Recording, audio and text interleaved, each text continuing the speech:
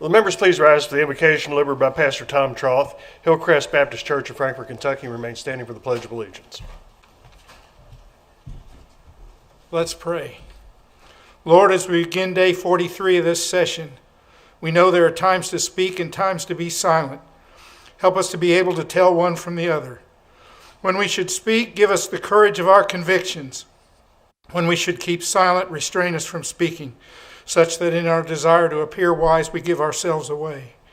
Teach us through times of reverential silence that we may use those times of silence to know ourselves and, more importantly, to know you, because in knowing you there is wisdom. Now I ask you specifically for wisdom for the members of this house as they consider the issues that are before them today. And I pray with the Apostle Paul that God may grant you, according to the riches of his glory, to be strengthened with power in your inner being through the Spirit. In Jesus' name we pray. Amen.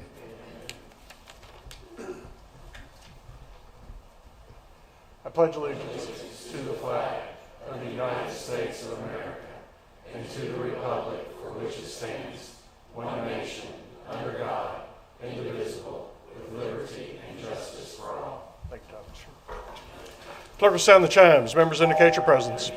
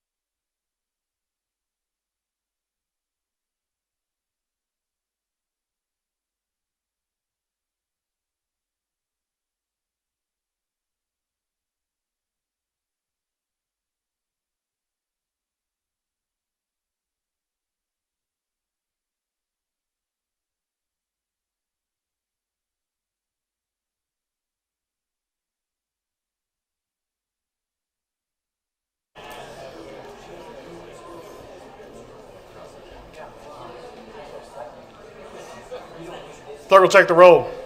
Being 99 members indicating their presence, a quorum is declared and the House is ready to proceed. Next order of business, the excuse of absent members. Gentleman from Taylor. Mr. Speaker, I move you, sir, that the absent members be excused in accordance with the House rules. Without objection, so ordered. Gentleman from Taylor. Mr. Speaker, I move to suspend the rules for the purpose of allowing members to co-sponsor bills and resolutions or to submit vote modifications and have filed the proper papers with the clerk to do so. Without objection, so ordered. Next order of business, the approval of the journal. Gentleman from McCracken. Mr. Speaker, I need to yield to here in the temporary chamber, to the temporary clerk of the Senate.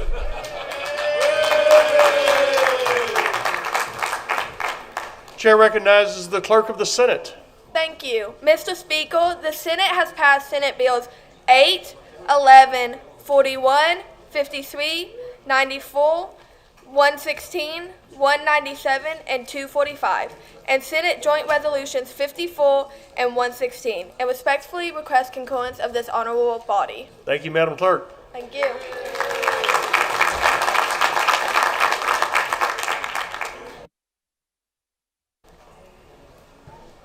Gentleman from McCracken. Mr. Speaker, I move you, sir, that the journal from Monday, March 9, 2026 be approved. Without objection, the journal from March 9, 2026 is approved. Next order of business, the second reading of bills. Clerk, please report. There being no need, House stand at ease.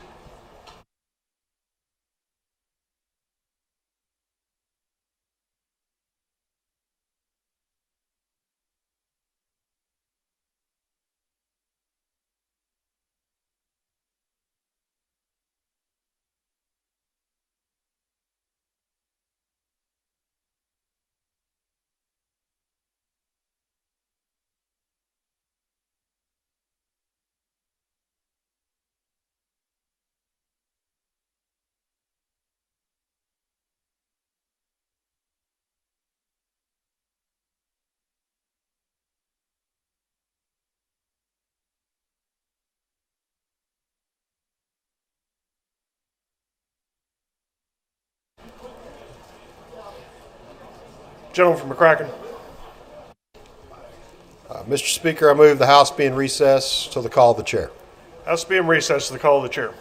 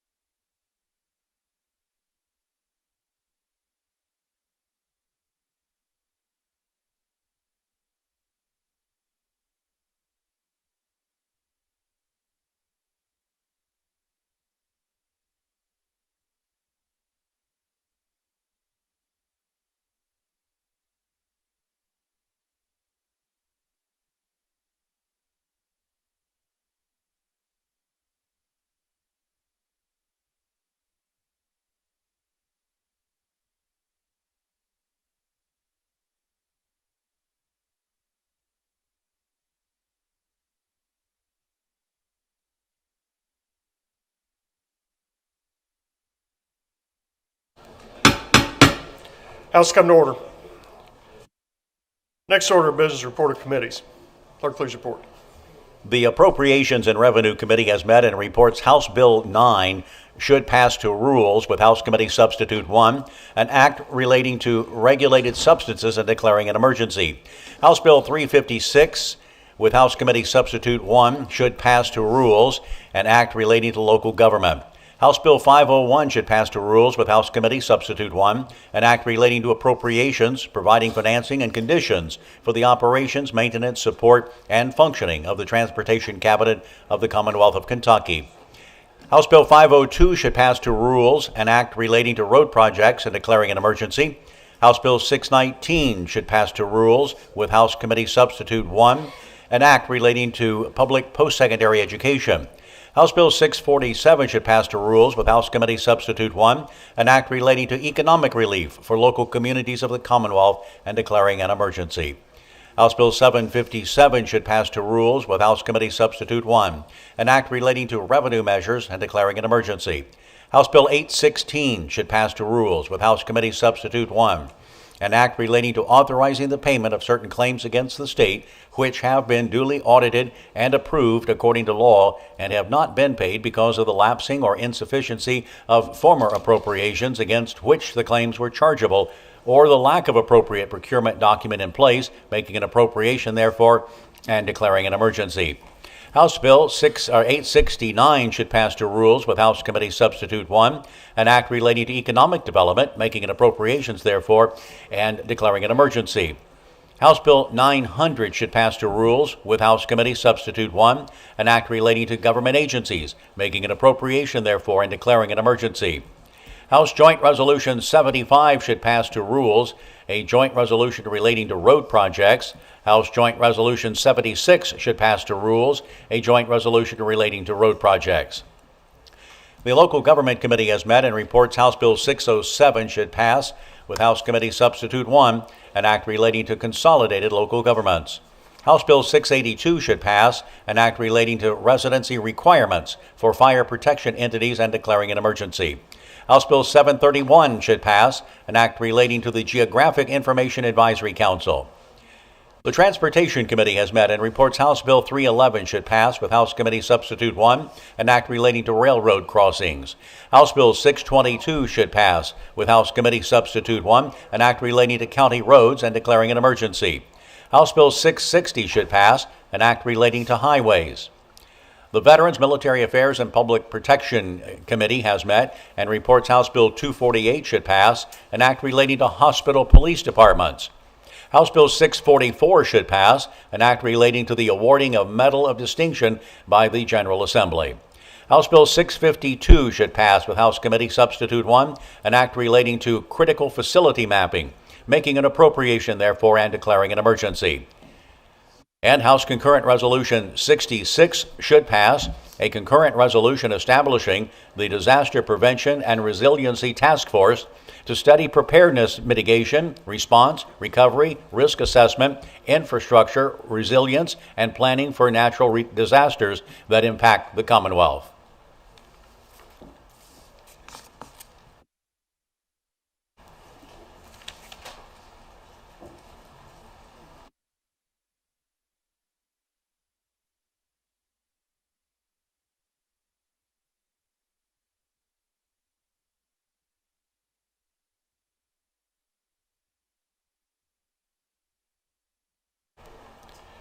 Thank you, Mr. Clerk. All those bills and resolutions receiving a favorable committee report shall be considered as having their first reading and order placed upon the calendar. Those bills having received 2 previous readings are ordered in possession of the Rules Committee for further action. Next order of business, the orders of the day. Gentleman from McCracken. Mr. Speaker, I would move you, sir, that House Bill 9, 501, 502, 619, 869, 900, House Joint Resolution 75, and House Joint Resolution 76 be taken from the Committee on Rules and placed in the orders of the day for action today. Without objection, so ordered. Gentleman from McCracken. Mr. Speaker, I move you, sir, that House Bill 501 be taken from its place in the orders of the day, read for a third time by title and sponsor only, and placed upon its passage.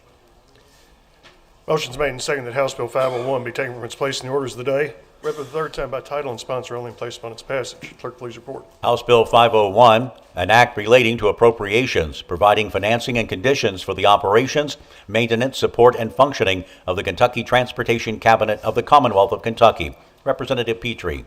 Gentleman from McCracken. Mr. Speaker, I yield to the gentleman from Wayne for explanation of the bill and motion thereon. Chair recognizes the gentleman from Wayne for explanation of the bill and a motion thereon. Thank you, Mr. Speaker. House Bill 501 is the operations budget for the cabinet, transportation cabinet. I'd be happy to answer any questions. Otherwise, I'd move for passage of House Bill 501. In the committee sub, gentlemen. I'm sorry, move for the adoption of the committee sub. Clerk, please report. Clerk, please report. Clerk, please report the committee sub. House Committee Substitute 1 to House Bill 501. Gentleman from Wayne. Rookie. Now I move for the adoption of the committee sub. Motion is for the adoption of House Committee Substitute 1. During discussion of the committee substitute. Seeing none, those in favor signify by voting aye. Aye. Those opposed, nay. House Committee Substitute 1 is adopted. Gentleman from Wayne. Now, if there aren't any questions, I would move for passage of House Bill 501 as amended by House Committee Sub 1. Question before the body is passage of House Bill 501 as amended by House Committee Substitute 1. Is there any discussion? Seeing none, clerk will sound the chimes. Those in favor vote aye. Those opposed, nay. Roll call is open for your vote.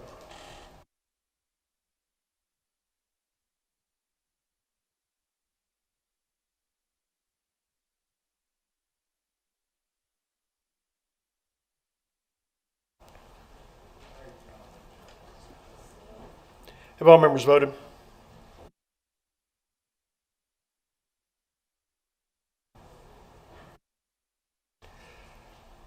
Does any member wish to change or explain their vote? Chair recognizes the lady from Fayette 93 for explanation of vote not to exceed 2 minutes. Thank you, Mr. Speaker. I just want to say I voted no for this bill. It literally just came out of committee with a committee sub. It's not available for the public to see. Don't know what's in it. Didn't have time to read it, so I'm a no. Clerk will take the roll. There being 90 members voting aye, 9 members voting nay, House Bill 501 as amended by House Committee Substitute 1 is passed. Gentleman from Wayne. Move the clincher.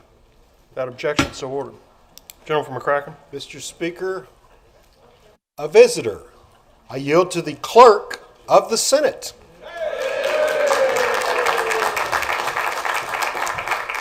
Chair welcomes back the clerk of the Senate. Thank you.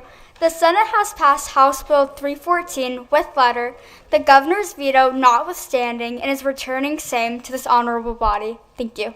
Thank you, Madam Clerk. Good news. Gentleman from McCracken. Mr. Speaker, I move you, sir, that House Bill 502 be taken from its place in the orders of the day, read for a third time by title and sponsor only, and placed upon its passage. Motion is made and seconded that House Bill 502 be taken from its place in the orders of the day, read for the third time by title and sponsor only, and placed upon its passage. Clerk, please report. House Bill 502, an act relating to road projects and declaring an emergency. Representative Petrie. Gentleman from McCracken. Mr. Speaker, I yield to the gentleman from Wayne for explanation of the bill and motion thereon. Chair recognizes the gentleman from Wayne for explanation of the bill and a motion thereon. Thank you, Mr. Speaker. House Bill 502 is our 2-year road plan. That is something that we have met with all the members starting back in October of this past year, asking you to prioritize your projects in your district. And the reason being is we've always heard that our roads, our projects in the road plan are not getting completed. And the reason for that is we have always passed a road plan that is over-programmed. What that means is we always put more projects in the road plan than what we actually have money to spend. So we took a different approach with the road plan this time, and we decided that we would appropriate the roads that we had money for. And as a result, the overall programming of this plan is at 92% overall. The money or the code that we all pay a lot of attention to is the SPP, or State Priority Projects, and that is programmed at 98%. which means we had $490 million to spend, and we appropriated $481 million and change. Not everybody gets what they want, but if it's in here, you have reasonable assurance that it will move in the next 2 years. We want to do that because we've all had projects in for 8, 10 years, and we're not getting movement on them like what we would desire, so we've appropriated it this way in an effort to spur those roads that are actually in the plan to move along. I'd be happy to answer any questions of any of the members. Otherwise, I'd move for passage of House Bill 502. Question before the body is passage of House Bill 502. Chair recognizes the gentleman from Jefferson 42 for discussion of the matter. Thank you, Mr. Speaker. Will the gentleman yield to a question? He will yield. Gentlemen, I have a question initially about the mechanics. This is my first budget season and my first road plan as well. This bill, as you mentioned earlier, is a 2-year funding mechanism. It's my understanding, and I'm just trying to make sure that that is correct. We pass a 6-year road plan that is funded in 2-year increments. Is that correct? Gentleman from Wayne. Once we pass House Bill 502, we will proceed with House Joint Resolution 75, which is the out years, the remaining 4 years in the road plan. Gentleman from Jefferson. Thank you, Mr. Speaker. Another question, if I'm allowed. He will yield. Thank you. Gentlemen, you also mentioned that this is programmed at 98%, meaning that 98% of the budget is accounted for with projects. In my mind, that says that there's a 2% cushion in there. I'm assuming, well, actually, I'm very new, so I don't want to make any assumptions. Could you tell me what that 2% is there for? Gentleman from Wayne. Like I said, we had $490 million and change to appropriate. We have appropriated $481 million. We do that twofold, or 2 reasons. One is projects always come in a little bit more expensive as over the 2-year period than what estimates come in for, so we give them a little cushion, and then we want to leave a little meat on the bone for the Senate. Gentleman from Jefferson. Thank you, Mr. Speaker. And one last question, if I'm allowed. He will yield. Thank you, sir. Gentlemen, you've been very gracious in answering questions for a first-time legislator, so I'll beckon one more. I have an understanding that projects in this road plan have gone through the shift process, and without confusing myself or anybody else listening to this further, I know we know what that means. If a project is not in here for the 2-year, is the recommendation to, and it has been scored, what is your recommendation to maybe improve its priority or anything that will improve the chances of that project being funded? Gentleman from Wayne. We look at the shift scores as a guidepost, not our North Star. It is the road plan should be the will of the legislature, and so that's the reason that we have met with all the members to ask them to prioritize their projects, and so we tried to build this road plan taking all that into consideration, but also using the shift scores as part of that plan. Gentleman from Jefferson. Briefly speak on the bill? Yes, sir. Gentlemen, I really appreciate the work that has gone into the road process altogether. I have asked many questions, and I will say that I'm only slightly more confident in the process than I was when I entered into this honorable body. I would ask that you would be so kind as to grant several more questions from me as I learn this process along the way. Thank you, Mr. Speaker.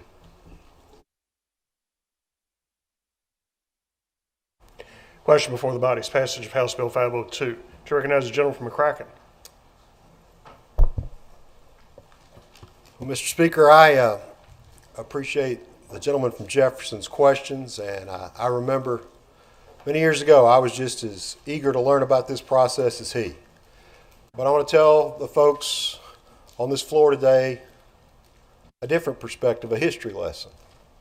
And the fact that the gentleman from Wayne has met with every single one of us, been willing to meet with every single one of us, and work with us, majority, minority, to find out what roads in this big statewide road map get plugged in and work together to come up with a highway plan for the next 2 and then the out years of the 6 years. But it wasn't always that way.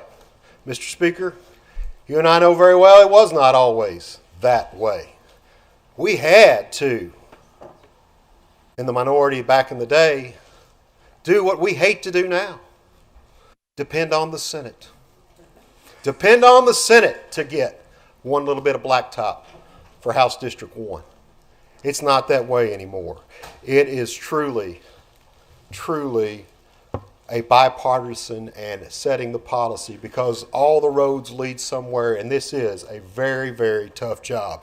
But another thing that's a lot different than it used to be, and I want to stand here on this floor today as his last session presenting this bill and the road plan, to applaud the gentleman from Wayne for his work in this, one of the toughest jobs in this building. But I'm going to say he had some big shoes to fill, because his predecessor, former gentleman from Boone, when we took the majority, it was so different back then. We decided we would to balance the road plan. Folks, for decades, the General Assembly, shame on us, gave up our right to set these policies. Because here's how it used to happen. We all know we're constitutionally mandated to have a balanced budget. But we always assumed it was only for general fund dollars and never road fund dollars. So here's what happened back in the day. The Democrats spent 120% in the House of what we knew we would come in with gas tax to fund the 2-year road plan. The Senate, when it sent down there, deleted every bit of it and spent 110% of how much was going to come in. And you know what the compromise was? Appropriate 230%. Well, guess what? That meant we were giving the ability to the executive branch, either a Democrat or a Republican, whoever was the governor, whoever was the transportation secretary, to make the decisions that we should have been making. We stopped that in 2018, and I thank the gentleman from Wayne for continuing that tradition. And whoever fills his shoes when he's gone, you better do the same. Thank you, gentlemen from Wayne. I applaud you for your hard work and your diligence in this most important matter.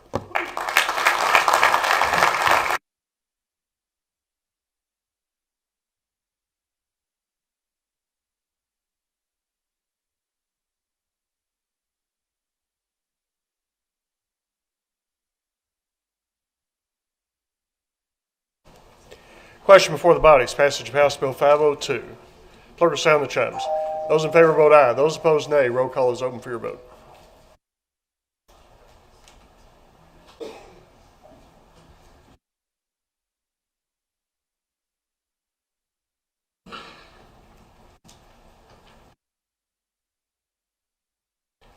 Have all members voted?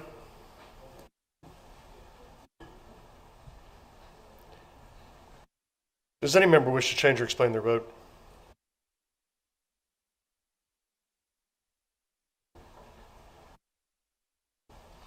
Chair recognizes lady from Fayette 76. Thank you, Mr. Chairman. I couldn't tell whether my button was on or not. I really appreciate the bill sponsor on putting all of this together. Ultimately, for me, there are a lot of incredibly great projects in here, but Fayette County really did not get a whole lot of support. My quick calculation showed that we had about 2% of the overall budget package where we have almost 10% of the population. I know all of y'all come to Lexington to enjoy all the things that we have in our community, as well as helping people get to all of yours. So for me, until Fayette County is more proportionately represented in the road plan, I had to be a no. Thank you. To recognize the gentleman from Wayne. Clerk will take the roll. Being 94 members voting aye, 5 members voting nay, House Bill 502 is passed. Gentleman from Wayne. Move the clincher. Without objection, so ordered. Gentleman from McCracken. Mr. Speaker, I move you, sir, that House Joint Resolution 75 be taken from its place in the orders of the day, read for a third time by title and sponsor only, and placed upon its passage. Motion is made and seconded that House Joint Resolution 75 be taken from its place in the orders of the day, read for the third time by title and sponsor only, and placed upon its passage. Clerk, please report. House Joint Resolution 75, a joint resolution relating to road projects. Representative Petrie. Gentleman from McCracken. Mr. Speaker, I yield to the gentleman from Wayne for explanation of the resolution and motion thereon. To recognize the gentleman from Wayne for explanation of the resolution and motion thereon. Thank you, Mr. Speaker. House Joint Resolution 75 is what I referred to with the gentleman from Jefferson a while ago. It is the 4 years that we normally call the out years of the road plan, and be happy to answer any questions. Otherwise, I'd move for passage of House Joint Resolution 75. Question before the body is adoption of House Joint Resolution 75. Is there any discussion? Seeing none, clerk will sound the chimes. Those in favor vote aye. Those opposed, nay. Roll call is open for your vote.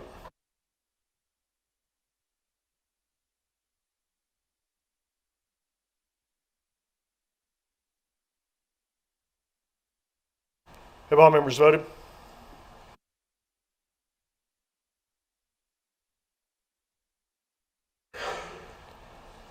Does any member wish to change or explain their vote?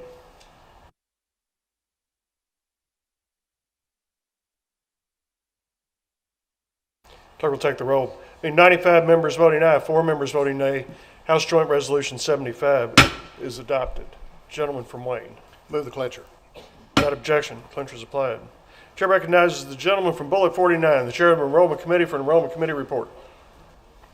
Thank you, Mr. Speaker. The Enrollment Committee has met and found the following bill to be in order and ready for your signature. House Bill 314. Thank you, Mr. Chairman.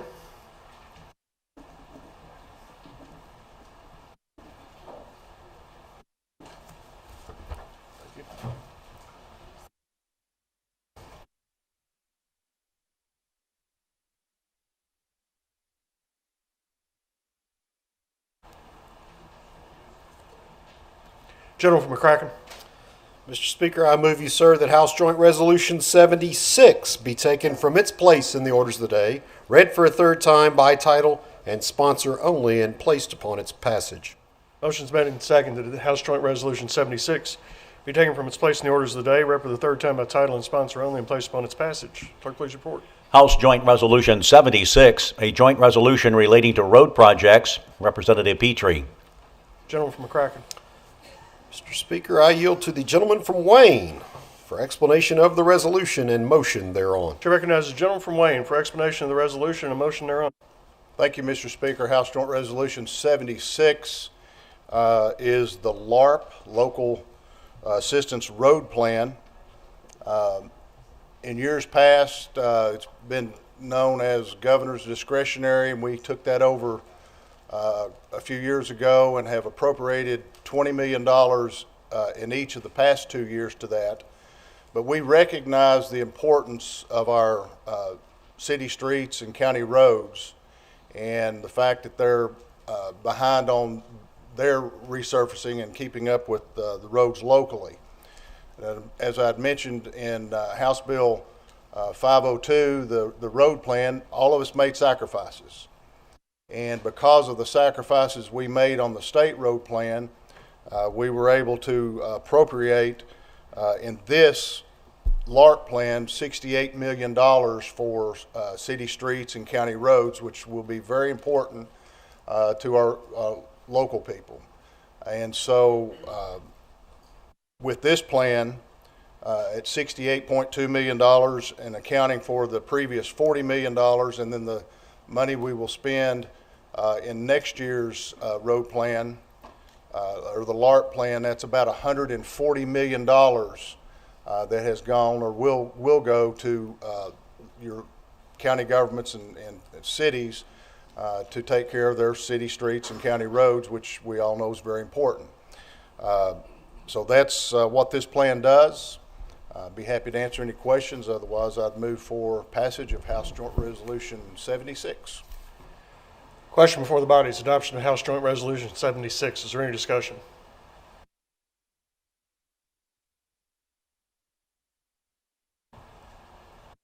Gentleman from Wayne. Thank you, Mr. Speaker, and I'd be remiss if I didn't point out some people. I know the chairman of the appropriations for kind of giving some guidance on this plan, and then the representative from McCracken, or the gentleman from McCracken 3, who met with the members of the, helping to get their priorities on this. I know he may have felt like it was a waste of his time because we ended up funding everything, but we appreciate everyone's time and effort in putting this together. Thank you. Question before the body is adoption of House Joint Resolution 76. Is there any further discussion? Seeing none, clerk will sound the chimes. Those in favor vote aye. Those opposed, nay. Roll call is open for your vote.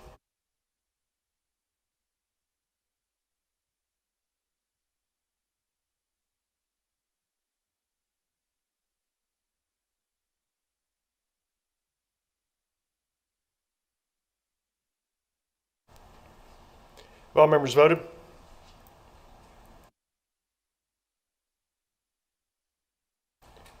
Does any member wish to change or explain their vote?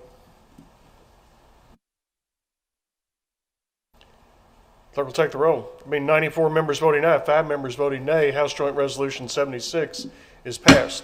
Gentleman from Wayne. Move the clincher. Without objection, so ordered. Gentleman from McCracken. Mr. Speaker, I move you, sir, that House Bill 900 be taken from its place in the orders of the day, read for a third time, by title, and sponsor only, and placed upon its passage. Motion's made and seconded that House Bill 900 be taken from its place in the orders of the day, read for the third time by title and sponsor only, and placed upon its passage. Clerk, please report. House Bill 900, an act relating to government agencies, making an appropriation therefore and declaring an emergency. Representative Petrie. Gentleman from McCracken. Mr. Speaker, would you have the clerk report House Committee Substitute 1 to House Bill 900? Clerk, please report. House Committee Substitute 1 to House Bill 900. Gentleman from McCracken. Move adoption. Motions for the adoption of House Committee Substitute 1. Is there any discussion of the committee substitute? Seeing none, those in favor signify by voting aye. Aye. Those opposed, nay. House Committee Substitute 1 is adopted. Gentleman from McCracken. Mr. Speaker, 2 years ago, with the leadership of the gentleman from Todd, we did something unique in the budgeting process. We knew, because of good fiscal sound budgeting, that we were faced with some one-time monies that we had a decision to make with. Mr. Speaker, with your leadership of this body and the gentleman from Todd and the role of A&R in chair, you've pushed us in the direction to treat the taxpayer's checkbook like we treat our own and our households and our businesses. We knew we had money, and we decided, what do you do when you have one-time money? What we should do is with the taxpayers' resources is the same thing we do with our homes, budgets, and our business budgets. Pay down debt, invest, and save. We were able to do that last year 2 years ago through the budgeting process, pouring, as we have continued since 2018, billions of the taxpayers' dollars above and beyond actuarially or statutorily required amounts, but actual actuary required amounts to pay down the public pension crisis. And we continue to do that and fully fund the pensions every step of the way and quit telling the lie that was told for decades that everything's okay. We can short them. We'll make it up in the end. But that's been a major, major burden to the taxpayers for all those years of lies being told that everything was okay. And then we were able to balance the budget and take care of what the state needed, but we were also had enough money to invest in one-time things, not create new government programs. The government is not the answer to the problems many times.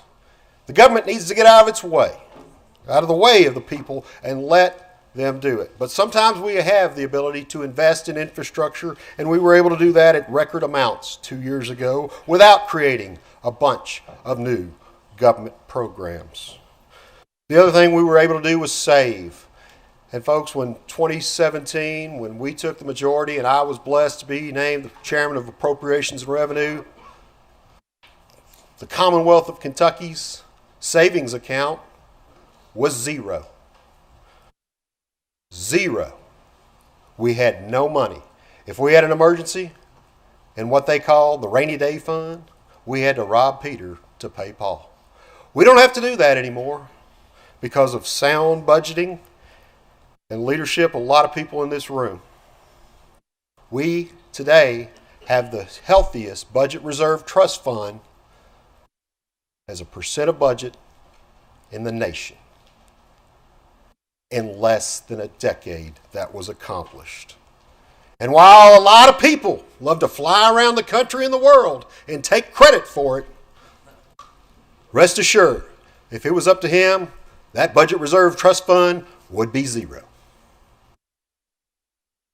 We will save, but we do have enough of resources here to budget to the needs of state government, invest in infrastructure, and yet save so we can continue to lower the personal income tax for every citizen in Kentucky at 3.5% starting January 1, from 6% where it was in 2018 to on the way, hopefully, by the next 8 years, zero. How do we deal with this one-time investment? Do we create a bunch of new government programs? No, we do not. House Bill 900 is step one in the process. We have to decide how much we are going to be able to invest. And that's what this bill does. It sets the threshold for the dollar amount so we can communicate with our friends in the Senate, our partners in this, the only thing co-equal, the Senate, the co-equal chamber. We have to establish how much money we're going to be able to invest to the taxpayers in infrastructure and other important projects throughout this state. House Committee Substitute 1 adds $1 million to the current fiscal year, which will allow us to then look at it in a current year investment, first year of the biennium and second year of the biennium. We fully anticipate once the dollar amount is established, future legislation in this General Assembly will establish and decide and appropriate where that dollar amount is invested. Mr. Speaker, I move passage of House Bill 900 as amended by House Committee Substitute 1. Question before the body is passage of House Bill 900 as amended by House Committee Substitute 1. Chair recognizes the gentleman from Mason for discussion of the matter. Chair recognizes the lady from Fayette 75 for discussion of the matter. Thank you, Mr. Speaker. May I speak on the bill? Yes, ma'am. While it can be attractive to make a parallel between home spending and home budgeting and government spending and government budgeting, I don't think it really tracks. But for the sake of argument, let's say it does. In my family, when my husband and I sit around the kitchen table and talk about our family budget, we don't just set a dollar amount and then not decide how to spend it. We don't say, hey, we have this many $1,000 for the month. Let's just go do whatever. And that seems to be what this bill is saying. that we are going to do whatever with 800 million taxpayer dollars. That doesn't make sense to me. It's not how I manage my family's finances.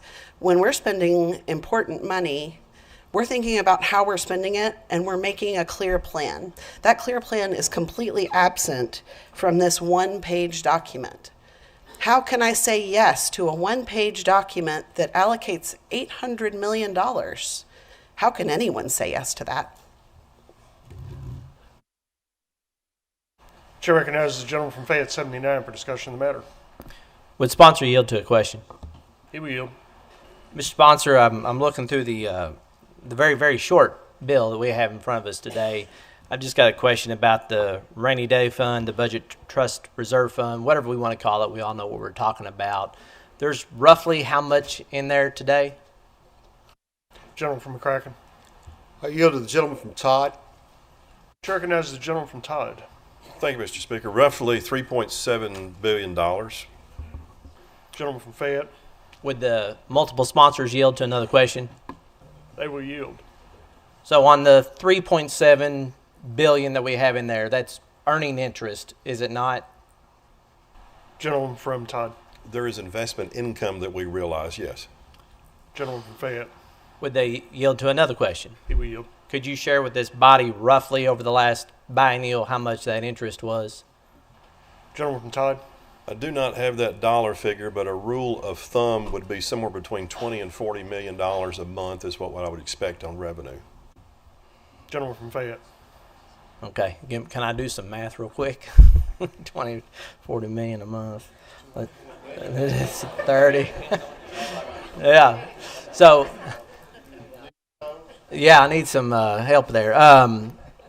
Would they yield to another question? He will yield. Okay. Is it fair to say the interest that we've earned in the last 2 years is commensurate to the same area of what we're planning to spend specifically with this bill? Gentleman from Todd. No. Would he yield to another question? He will yield. Could you share roughly what that delta is to the positive or the negative?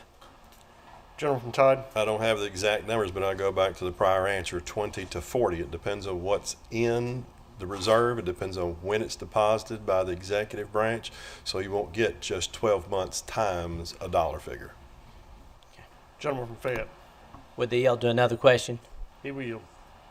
In the House Bill 500 that we passed, there was we budgeted under what we expected to come in, so we would add additional monies on top of the 3.7 to the rainy day fund. Is that correct? Gentleman from Todd. There were approximately $646 million appropriated by budget to be deposited over the biennium into the reserve account through House Bill 500. Gentleman from Fayette. Okay. One more last question, Mr. Speaker, if they will. He will yield. So we're spending less than we're earning in interest, and we're spending less than we plan to put in this time into the rainy day trust fund. Is that fair? Gentleman from Todd. On current outlook, I wouldn't say so because there are a few key pieces that you're missing. One, revenues in the next 2 years have to meet projections, number one. Number two, House Bill 500 is a first draft, which the Senate is working on now. We don't know what that end deposit will be. Number three, as you draw down funds out of the reserve account, your investment income reduces. Plus, we don't know what's going to happen over the next 2 years on the investment income.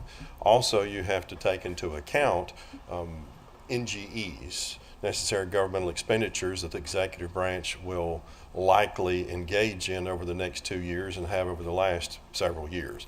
Those will range somewhere between 100 and 200 million apiece each year. So when you account for those, we still make good deposits, but we need to keep pace and make sure we have a healthy reserve. And I think we have continued to target 45 days of revenue as a ballpark minimum. Gentleman from Fayette. May I just speak on the bill? Yes, sir. Okay. I appreciate the sponsor's indulgence in trying to help me with my math and answer the questions. Here's where I can't get around. The gentleman from McCracken stated in his opening statement that we now have the healthiest rainy day trust fund or budget reserve trust fund in the country, and that's certainly something that we can argue about whether or not that's something we should be proud of, but we're continuing to add to the trust fund each and every year up here at the expense of doing something else. And I don't want to spend it all. I think it's a good idea to have a certain amount on hand in case of a natural disaster, a catastrophe, something that we need to pivot on the dime and invest and save those folks, help that area.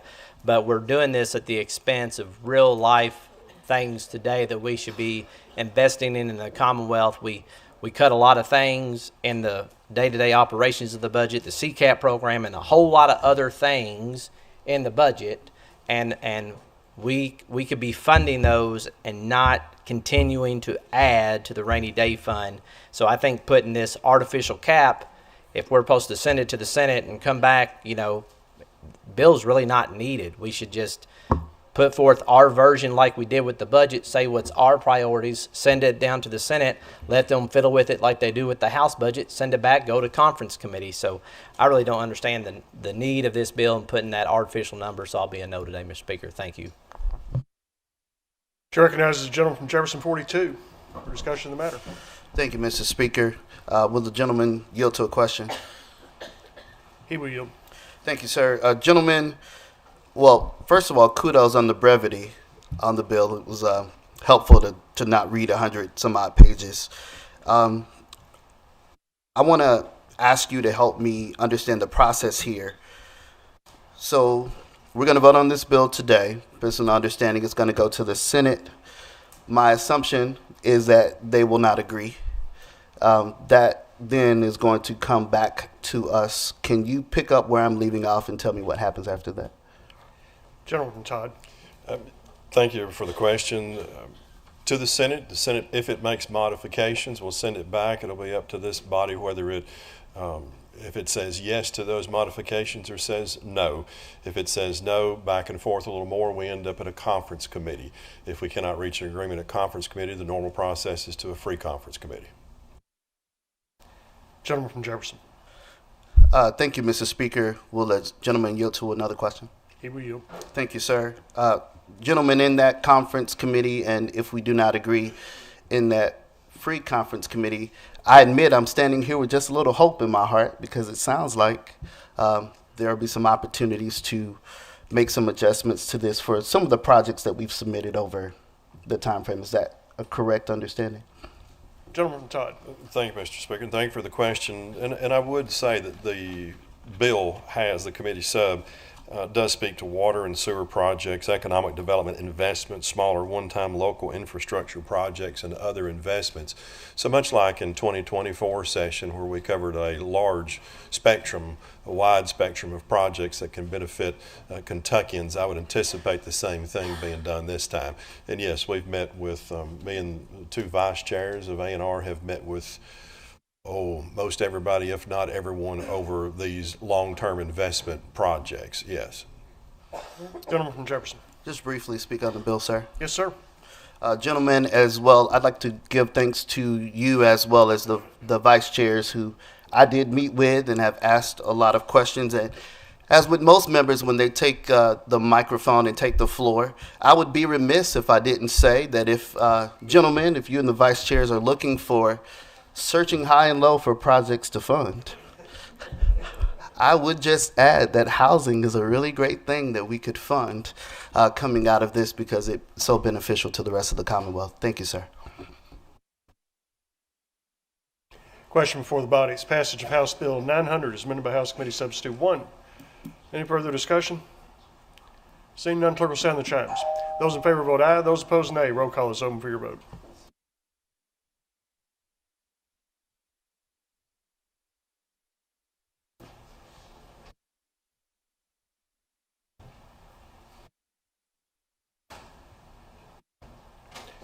Have all members voted?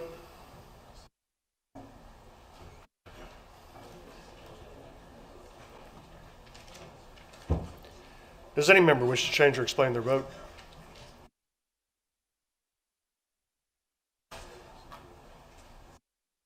Clerk will take the roll. In 85 members voting aye, 13 members voting nay, House Bill 900 as amended by House Committee Substitute 1 is passed. Gentleman from McCracken. Move the clincher. Without objection, clincher is applied. Gentleman from McCracken. Mr. Speaker, I move you, sir, that House Bill 9 be taken from its place in the orders of the day, read for a third time, by title and sponsor only, and placed upon its passage. Motion's made and seconded that House Bill 9 be taken from its place in the orders of the day, read for the third time by title and sponsor only, and placed upon its passage. Clerk, please report. House Bill 9, an act relating to regulated substances and declaring an emergency. Representative Petrie. Gentleman from McCracken. Mr. Speaker, I yield to the gentleman from Bourbon for explanation of the bill and motion thereon. Chair recognizes the gentleman from Bourbon for explanation of the bill and a motion thereon. Thank you, Mr. Speaker. Will you please have the clerk report House Committee Sub 1? Clerk, please report. House Committee Substitute 1 to House Bill 9. Gentleman from Bourbon. Move passage. Motion is for the adoption of House Committee Substitute 1. Is there any discussion of the committee substitute? Seeing none, those in favor signify by voting aye. Aye. Those opposed, nay. House Committee Substitute 1 is adopted. Gentleman from Bourbon. Thank you, Mr. Speaker. House Bill 9 streamlines the regulatory and taxation framework for intoxicating products that includes alcohol, cannabis-infused beverages, hemp-derived cannabinoids, and products like kratom. All this while laying out the framework to capture any new or emerging products as they come into the marketplace. Going back to when cannabis-infused beverages hit last session, new product that was out there, the only tax that we had on it was a sales tax. Completely missed that. So we want to make sure that that never happens in the future. And we have the framework laid out to capture any new product that would come online. So how did we get there? So this is rather complicated, and it's about a year's worth of work, if not longer, going into talks about it. The first thing we started off with is our known entity. The known entity is alcohol. We've been taxing alcohol for decades, decades. We have a long history of what goes on with that. So the first thing we did was we gathered that data, and we said we've got to be revenue neutral-ish on this, borrowing the words from the gentleman from Todd. We wanted to be revenue neutral-ish. So we took that, we eliminated the cumbersome structure of the existing alcohol tax system to assist us with compliance while maintaining the revenue neutrality. Establishes a wholesale regulatory fee based on the pure alcohol content. So this has not been done anywhere else in the United States. We're looking at the alcohol, whether it's spirits, whether it's wine, whether it's malt, and we said, what is the pure alcohol that is in that drink? That is what we're going to tax. That's what we're going after, is the pure alcohol. So we established that rate. That rate is 0.0004 per milliliter of pure alcohol. Second, we created a new state, so this is a new, some of you have probably heard about this, a new state, 4% at the retail level. This is a regulatory license fee on alcohol beverages and the CIBs, the cannabis-infused beverages, beginning July 1st, 2027. Now, what goes into that, if you look at the three-tier system, we have decades of history going on with the alcohol. So we took those two taxes, the pure milliliter of alcohol tax that we have on there, the 0.004, then we took the 4% on the retail. We took that, we knew at that number, that's how we were able to hit our number to make this revenue neutral. And then we've gone back and eliminated the taxes. So for example, on distilled spirits, at the direct shipper, the producer level, $1.92 per gallon. At the first tier, 11% wholesale taxes. On gross receipts, second tier. So we did that, we eliminated those two to make this revenue neutral. All right, so then we took that, we rolled into the hemp products, and we got there and we were able to take that same formula, so it's a plug and play. So we were able to take that same formula and put that onto the hemp products that are out there. We also streamlined the local regulatory license fee that's collected by the cities and counties based on the alcohol sales taxes. KLC and KCO, both neutral on this. First thing we did, this is all over the map. There are a lot of jurisdictions across the state that never were able to opt in or never did opt in, so they have no local tax on it. There are some who were up over at 8%. So what we've gone in is we said, within 1 year, you're going to cap it at 5%. That's as high as you can be. If you're above it, you got to come down, you got to be at 5%. If you're below that 5%, you're locked in where you are. Once you're at 5%, you can continue using those funds exactly as you have been for alcohol emergencies. If you come all the way down to 3%, you can now use those funds for all emergency services, not alcohol related. It opens up the door for you to use it for all emergency, general services, which the city's jurisdictions very much needed. For the cities and jurisdictions, counties that don't have this, you have 12 months to opt in. You can come in at 1%, and once again, that can be used for all general emergency funds. That comes with an audit. Whenever you're putting money out there, you got to ensure that there is an audit. So we're doing a 1-year look back. Moving forward, that's going to go every 3 years on that with penalties for missing on your audit. Part of this, in the sub, we had to create and make sure that we have the proper lab testing going on with the hemp industry, right? You can't tax it correctly if we don't have the proper labeling going on with those products. So a big part of this is making sure that we have the correct language in there for the hemp industry, and that way it can be taxed exactly like it should be. A portion of the state regulatory license fund, so that 4% that's out there, of that 100% of that that's gathered, 0.5%, I know that's running your numbers, running through your mind. It's a little crazy to track all that. But 0.5% of that continues to go to the AWARE fund. So this is a fund that goes to support preventing underage drinking. If anybody of you are aware of, example, Project Grad. Allows the donation of alcohol to state and national conferences. No political campaigns at all. Already in statute. We worked on that. Already in regulations. Worked on that. Get that with statute. Modernizes the alcohol license application requirements and turnaround times. That was still going on the old print method. We're now saying that can go to online to work on it that way. Big penalty here on strengthening for penalties for sales to minors. We established a 3-strike system. 3 strikes within 2 years of the same retail location is a lifetime ban on holding that alcohol license. One important part that talked about in committee today was brought up during the explanation of vote that I do want to address. Yes, there was a letter from the ABC, and we have addressed those. Several of those points have been worked out.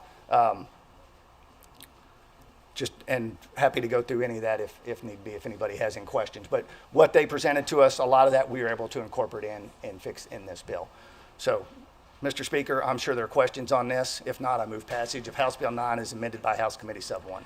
Question before the body is passage of House Bill 9 as amended by House Committee Substitute 1. Is there any discussion?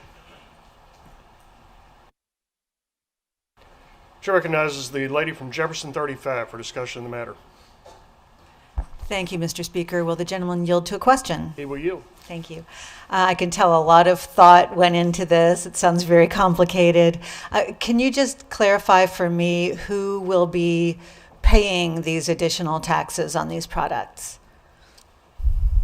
Gentleman from Bourbon. The same people have always paid the tax on these products, and that's all of us. That's anybody that purchases alcohol. It's a realignment. So nothing has changed. It is a realignment. Yes, it is a consumption base now. It's a realignment, but nothing new. Lady from Jefferson. May I speak on the bill? Yes, ma'am. I understand that. It seems to me that we continue to pass more and more sales taxes onto consumers in order to, and to small businesses, frankly, in order to help large corporations. And we've talked a lot today about sound fiscal policy. And I don't think that the people in House District 35 think it's sound fiscal policy to continue to pass expenses along to them. So I will be a no on this today. Thank you. Chair recognizes the lady from Fayette 93 for discussion of the matter. Thank you, Mr. Speaker. Would the sponsor yield to a question? He will yield. And sponsor, sir, I apologize if you had already said this, but I was trying to read through everything on the bill in a summary I just got. But what's the anticipated annual tax revenue that you think? Gentleman from Bourbon. I'll yield to the gentleman from Todd on that. I know what the general number is and what it's projecting, but I'm going to yield to the gentleman from Todd. Gentleman from Todd. Thank you. If I recall correctly, taxes related to the alcohol industry would be around $170 million, if I'm recalling correctly. And I will point back to the gentleman's statement earlier. When we started this endeavor a year or better ago, my target was to be revenue neutral-ish, no negative, if at all possible, but not looking to gain revenue. So as the gentleman said, this is a realignment of taxes, not to shift it to consumers, because consumers are paying all the taxes now. It's just written into the price. This is just a realignment of where it's collected. Lady from Fayette. Yeah, thank you. Would either one yield to one more question? They will yield. Sorry, because I don't know who to direct it to. And this may have already been covered in your explanation, but again, like I said, I was trying to read this. So will the consumer, the customer who is purchasing the retail product in a restaurant or say in a liquor store, grocery store, are they paying this 6% sales tax plus a 4% tax? Gentleman from Bourbon. Yes, that's correct. Okay, thank you. Chair recognizes the lady from Jefferson 43 for discussion of the matter. Will the gentleman yield to a question? He will yield. Gentlemen, this bill was heard in committee about 2 hours ago, and then it came directly to the floor. And during the committee hearing, there was comments that there are foreign corporations that will no longer have to pay taxes, and that these taxes will be passed on to the consumer. Have you had any time to see if that's accurate or not? Are there foreign corporations that will get a tax break at the expense of consumers paying 10% for their beverage of choice? Gentleman from Todd. Mr. Speaker, and thank you for the question. I did hear the comments.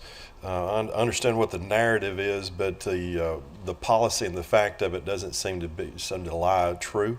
I would like to have further information to see if there's anything, but we have vetted this through partisan, nonpartisan staff, and this issue has yet to be brought up as a real-world effect. If there is anything to it, I would be glad to hunt it down. Lady from Jefferson. Will you yield to another question? He will yield. So what I'm hearing is, as far as you can tell, that there are no liquor stores or liquor corporations owned by foreign companies that sell in Kentucky. Gentleman from Todd. That's not the way I took your question. That's not the response I was giving. Lady from Jefferson. Will you yield to a third question? He will yield. If this is going to reduce the taxes for corporations that do business with liquor in Kentucky and pass it on to the consumer, and these corporations are owned by foreign countries, will that tax that we will lose, the people of Kentucky will lose, go back to the foreign country? Gentleman from Todd. The very beginning of that question is if, and they're being passed on to the consumer. That is no, that's not what's happening. So, for instance, sales tax remains sales tax at 6% before this bill and after this bill. The regulatory license fee or the local regulatory license fee is a local fee at local entities. The 4% regulatory license fee is not paid directly by a consumer. It is paid by a business. So I don't see the shift. I don't follow the logic, and I wish I could understand it better maybe, but I can't get there. Lady from Jefferson. Can I speak on the bill? Yes, ma'am. I'm a little concerned that we continue to build the economy of Kentucky on the backs of working families. That somebody would like to work 40 hours a week, go home, have a beer, kick their feet up, and enjoy the life they have, and we're going to charge them 10% more now when corporations actually could pay that amount. So I don't understand why we continue to penalize working class people for wanting to have a little fun with their alcohol. Why not let the people that infuse it into our neighborhoods pay the cost for infusing it and then making millions of dollars off of the infusion? Thank you. Question before the body is passage of House Bill 9 as amended by House Committee Substitute 1. Clerk will sound the chimes. Those in favor vote aye. Those opposed nay. Roll call is open for your vote.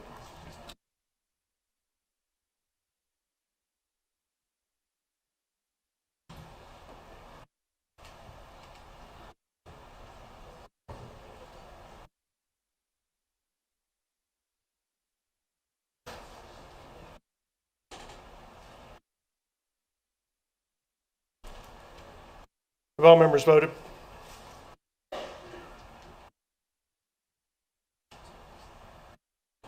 Does any member wish to change or explain their vote?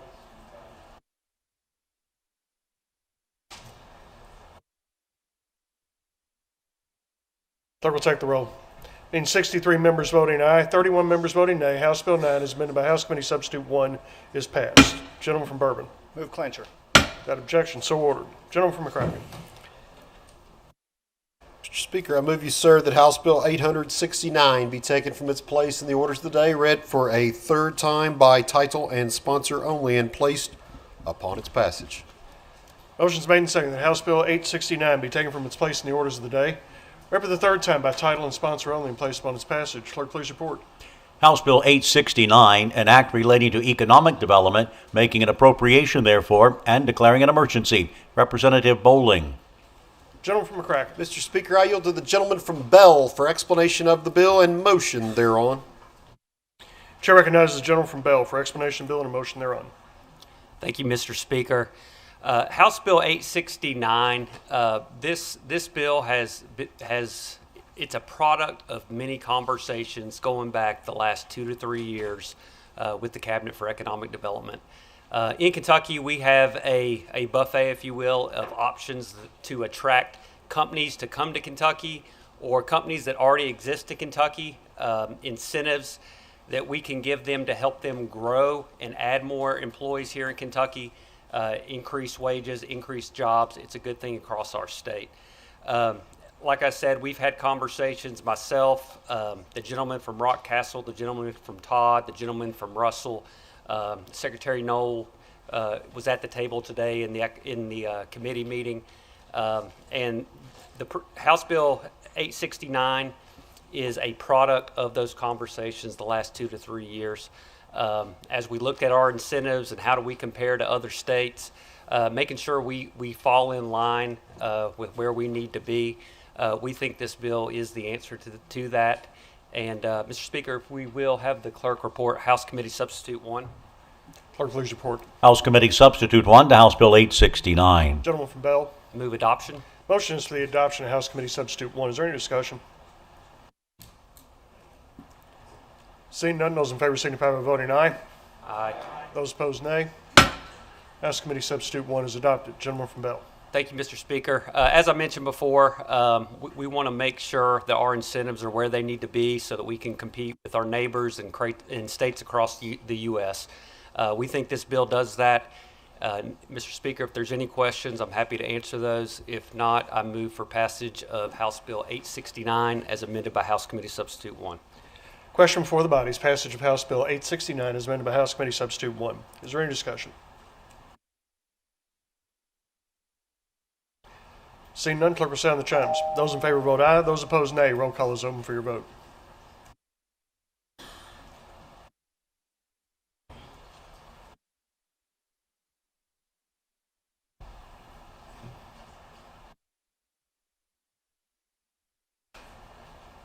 Have all members voted?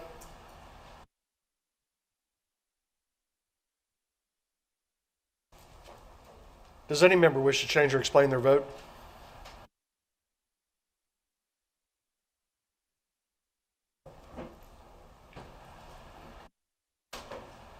Clerk will take the roll. Being 93 members voting aye, no members voting nay, House Bill 869 as amended by House Committee Substitute 1 is passed. Gentleman from Bell. I move the clincher.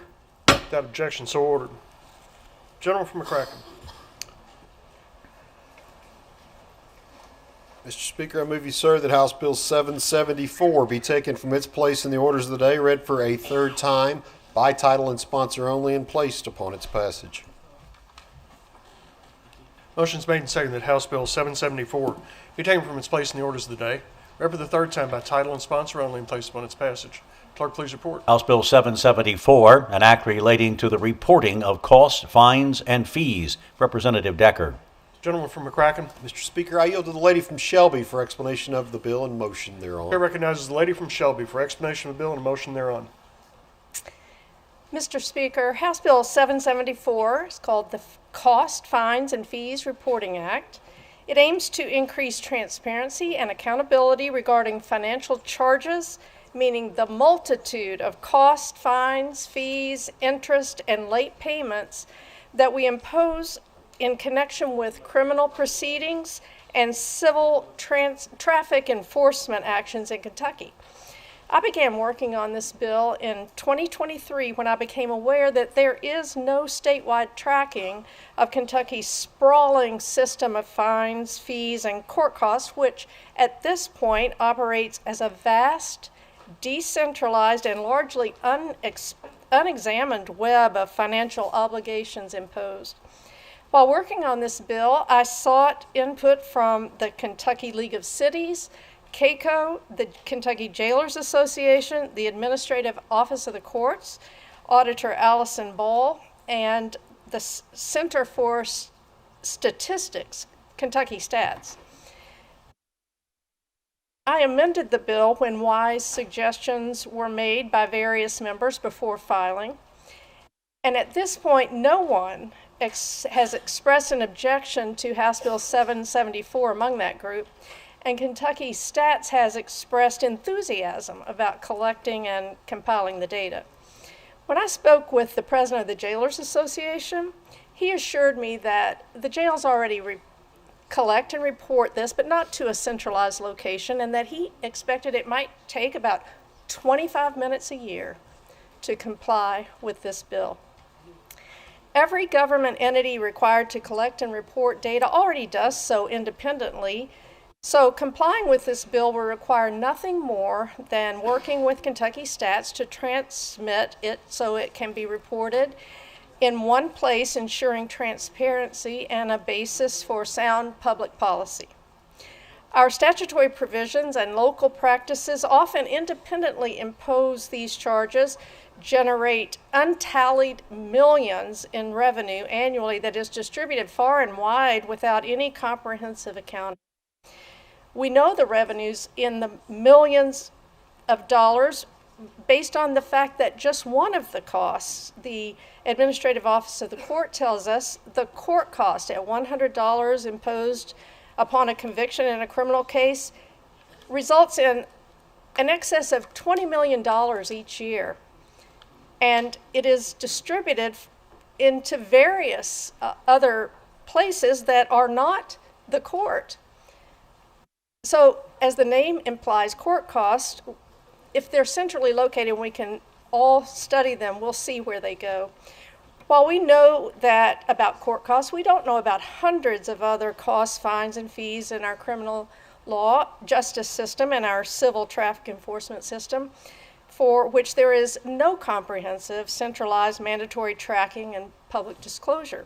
At this point, without House Bill 774, we simply don't have a transparent system for understanding the total costs, fees, interest, late payments. House Bill 774 directly solves this problem by mandating annual submissions starting in 2027 of all costs, fines, fees associated with our system of criminal justice and civil traffic enforcement. The bill requires LRC to provide legislative summaries of this compilation each year and provides authority for the Auditor of Public Accounts to audit this data.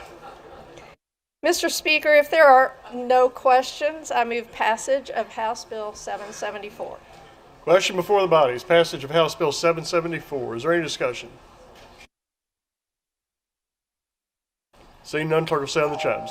Those in favor vote aye. Those opposed, nay. Roll call is open for your vote.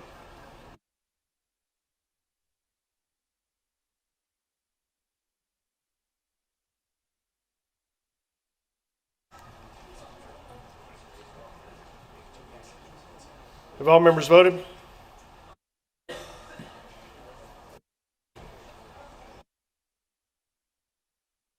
Does any member wish to change or explain their vote?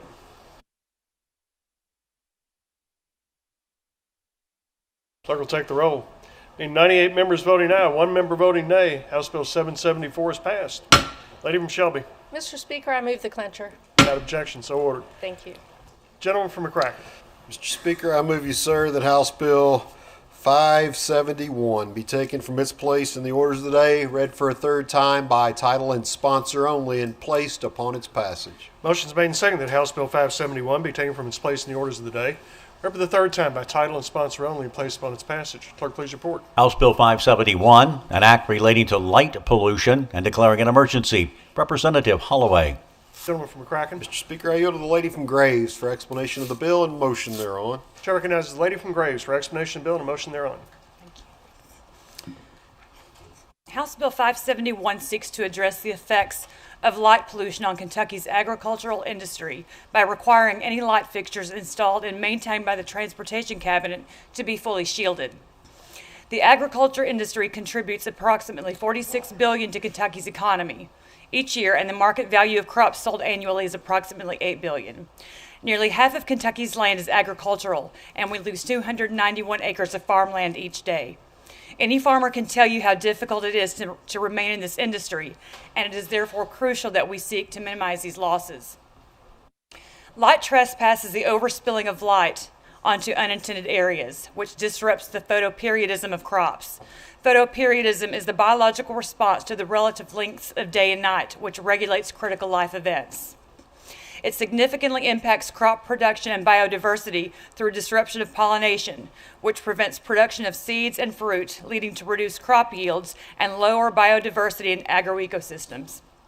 It affects the timing of crop growth, flowering, and other critical life events, leading to uneven crop production and ultimately a loss in marketable products and revenue. The presence of light pollution also affects the behavior and activity of pollinators, leading to an increase in pests. For these reasons, it is essential to manage light trespass, which can be achieved through careful design of lighting systems, such as using full cutoff optics to reduce glare and sky glow. This is a real and increasing problem for our farmers due to urban sprawl, technology changes, and lack of regulation. By shielding the lights, beams are redirected so lights land where it is useful instead of flooding nearby areas. Mr. Speaker, please have the clerk call House Committee Substitute 1. Clerk, please report. House Committee Substitute 1 to House Bill 571. Lady from Graves. The committee substitute includes an extension from 10 days to 30 days for the Transportation Cabinet to come into compliance after written notification of light trespass by a landowner. It also extends the exemption from 30 to 180 days for construction projects. Further, it clarifies that only lighting installed and maintained by the Cabinet falls under these provisions. Mr. Speaker, I move adoption of House Committee Substitute 1. Motion is for the adoption of House Committee Substitute 1. Is there any discussion of the committee substitute? Seeing none, those in favor signify by voting aye. Aye. Those opposed, nay. House Committee Substitute 1 is adopted. Lady from Graves. And Mr. Speaker, I now yield to the gentleman from McCracken for a friendly floor amendment. Chair recognizes the gentleman from McCracken. Mr. Speaker, would you have the clerk report House Floor Amendment 1? Clerk, please report. House Floor Amendment 1 to House Bill 571. Gentleman from McCracken. Mr. Speaker, House Floor Amendment 1 disincentivizes lawsuits. We don't want to encourage. We just want the Transportation Cabinet to take care of this, but we don't want to encourage, particularly the gentleman from Wayne, to continue to sue and eat up more road fund, which would mean building fewer roads. We want them to do the right thing. We think they will. We all know that light affects us greatly. This is a very important thing. We're all greatly affected by the time change this weekend, which has really messed up light, and I think we see how that affects us all. So soybeans are affected even more. So I move adoption of House Floor Amendment 1. Here, here. Motion is for the adoption of House Floor Amendment 1. Is there any discussion of the floor amendment? Seeing none, those in favor signify by voting aye. Aye. Those opposed, nay. House Floor Amendment 1 is adopted. Lady from Graves. And Mr. Speaker, please ask the clerk to call House Floor Amendment 2. Clerk, please report. House Floor Amendment 2 to House Bill 571. Lady from Graves. Mr. Speaker, House Floor Amendment 2 simply clarifies the definition of agricultural land, and I move for adoption of House Floor Amendment 2. Motion is for the adoption of House Floor Amendment 2. Is there any discussion of the floor amendment? Seeing none, those in favor signify by voting aye. Aye. Those opposed, nay. House Floor Amendment 2 is adopted. Lady from Graves. Thank you. Ladies and gentlemen, I'm asking for your support today on House Bill 571 to protect our farmers, the success of their livelihood, which impacts all of us, and the economy of Kentucky. Mr. Speaker, I move passage of House Bill 571 as amended by House Committee Substitute 1 and House Floor Amendments 1 and 2. Question before the body. Passage of House Bill 571 is amended by House Committee Substitute 1, House Floor Amendment 1, and House Floor Amendment 2. Is there any discussion?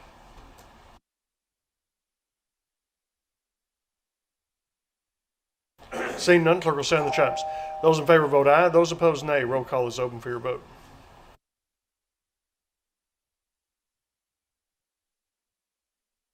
Chair recognizes the lady from Davis for explanation of vote not to exceed 2 minutes. Thank you. I'd like to explain my yes vote and just thank the lady from Graves for bringing this bill. So thank you so much. Yes, ma'am. Have all members voted?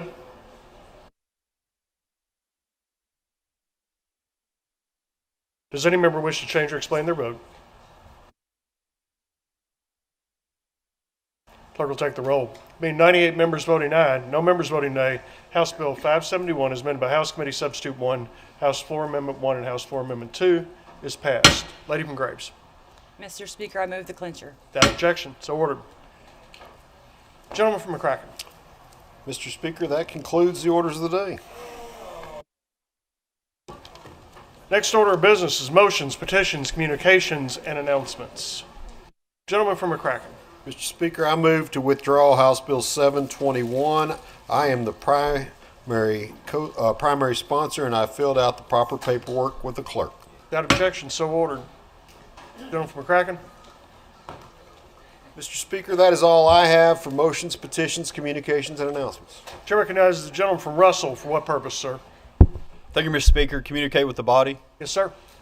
Members, I'd like to remind everyone that the Kentucky Wholesale Distributors Association will be hosting their annual legislative lunch tomorrow from 11:30 to 1. Lunch will feature the always popular bologna sandwiches and full-size candy bars, so please come by and enjoy your lunch. Thank you, Mr. Speaker. Members take note. Chair recognizes the lady from Grayson. For what purpose, ma'am? Communicate with the body. Yes, ma'am. Thank you. There's a disruption on the floor, Mr. Speaker. Please join Kentucky Nonprofit Network and nonprofit leaders tomorrow from across Kentucky at the launch of the latest report on the employment and economic impact of Kentucky's charitable nonprofits and their breakfast. It will be in Annex Room 113 from 8:30 to 10:30. Please join us. Members take note. Chair recognizes the gentleman from Spencer. For what purpose, sir? Mr. Speaker, I rise to call a legislative citation to make an introduction. Yes, sir. Mr. Speaker, would you have the clerk report House Citation 65 by title only? Clerk, please report. Citation 65, Representative Tipton, citation of achievement. The House of Representatives of the Commonwealth of Kentucky hereby recognizes and honors Kayla Marshall. Gentleman from Spencer. Thank you, Mr. Speaker. I think we all recognize in our schools across the Commonwealth of Kentucky there are many unsung heroes who make that school a success, and Kayla Marshall is one of those individuals. And today we are recognizing her for having been named the worthy recipient of the Kentucky Education Support Staff Professional Award, a prestigious honor created in 2020 to celebrate those dedicated classified school employees who work in schools across the Commonwealth and who fulfill a multitude of roles, including driving students to school, preparing their meals, and working with partner agencies to ensure their essential needs are met. A respected instructional assistant with the Spencer County Public School District, Ms. Marshall works with the mathematics department at Spencer County Middle School. She's helped coach the Spencer County High School girls basketball team for the past 20 years. In addition, she is active in her church and the local Fellowship of Christian Athletes program and was one of 36 nominees for the National 2026 Recognizing Inspirational School Employees or RISE Award. Insomuch as Ms. Marshall has worked tirelessly with the utmost warmth, integrity, and compassion to provide her students with the tools, both scholastic and personal, to become the future leaders of their communities, and has positively impacted the lives of countless young Kentuckians over the course of her career. We, the members of this body, are deeply honored to offer her sincere congratulations on having been selected for this well-deserving honor and extending to her best wishes for the utmost success and good fortune in the future. Mr. Speaker, I move adoption of the citation. Without objection, so ordered.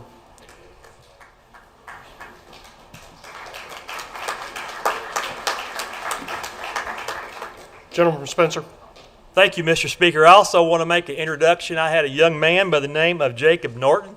He is a junior from Anderson County High School. He has been here today shadowing me.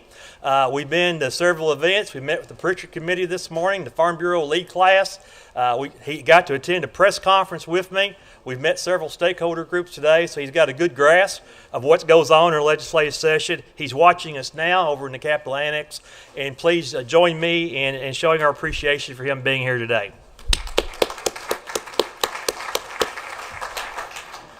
Chair recognizes the gentleman from Campbell, 68. For what purpose, sir? Thank you, Mr. Speaker. Communicate with the body. Yes, sir. To the members of the Primary and Secondary Education Committee, we will be meeting tomorrow at 8:30 a.m. Members take note. Chair recognizes the gentleman from LaRue. For what purpose, sir? To make an announcement. Yes, sir.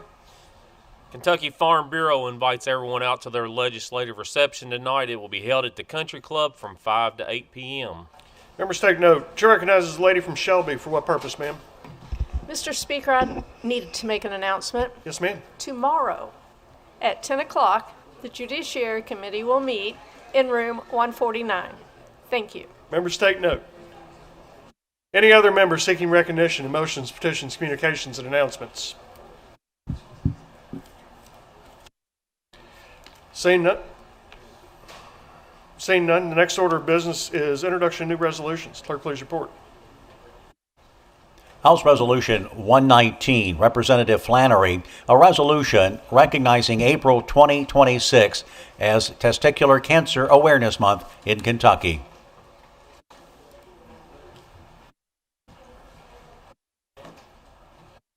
Next order of business, the meeting of Committee on Committees and the Rules Committee.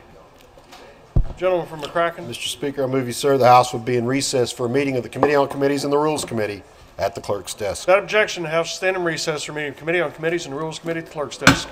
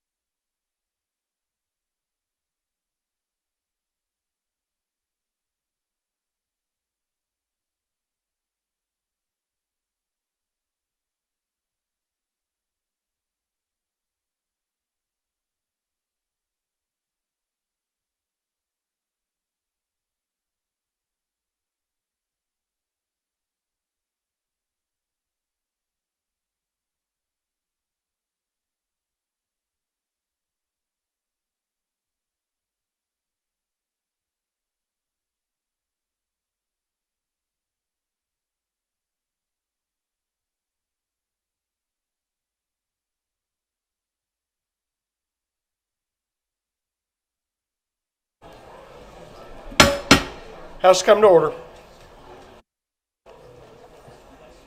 Next order of business, report of committee on committees and the Rules Committee. Clerk, please report. The Committee on Committees has met and referred the following bills and resolutions to Agriculture, House Bill 850. To Appropriations and Revenue, House Bills 830, 832, 835, 865, and 870. To Banking and Insurance, House Bills 823 and 825. To Elections, Constitutional Amendments, and Intergovernmental Affairs, House Bills 8, 845, 847, 855, 861, and 864. To Families and Children, House Bill 866. To Health Services, House Bills 837, 838, 839, 840, and 848. To the Judiciary, House Bills 831, 836, 842, 853, and 854. Also, 857, 858, 859, 863, and 866. To Licensing and Occupations and Administrative Regulations, House Bills 849 and 904. To Local Government, House Bills 843 and 851. To Natural Resources and Energy, House Bills 828, 856, 872, and 873. To Post-Secondary Education, House Bill 826. To Primary and Secondary Education, Senate Bill 124 and House Bills 827, 829, 833, 834, 846, 852, 862, 871, and House Joint Resolution 98. To State Government, Senate Bills 52 and 59, House Bills 824, 841, and 867. To Transportation, Senate Bill 30 and House Bill 860, House Joint Resolutions 93, 94, 96, 99, and 101. To Veterans, Military Affairs, and Public Protection, House Joint Resolution 100. The Rules Committee has met and posted the following bills and resolutions to the regular orders for Wednesday, March 11th, 2026. House Bills 535 and 757. Thank you, Mr. Clerk. The next order of business is introduction of floor amendments. Please report. House Floor Amendment 2 to House Bill 380, Representative Meredith. House Floor Amendment 1 to House Bill 676, Representative Raymer. House Floor Amendment 6 to House Bill 757, Representative Burke. House Floor Amendment 7 to House Bill 757, Representative Burke. House Floor Amendment 8 to House Bill 757, Representative Burke. House Floor Amendment 9 to House Bill 757, Representative Burke. And House Floor Amendment 1 to House Bill 871, Representative All. Thank you, Mr. Clerk. Next order of business is adjournment. Gentleman from McCracken. Mr. Speaker, I move you, sir, the House shall stand adjourned until 2 p.m. Wednesday, March 11, year of our Lord, 2026. Without objection, the House shall stand adjourned until 2 p.m. Wednesday, March 11, the year of our Lord, 2026.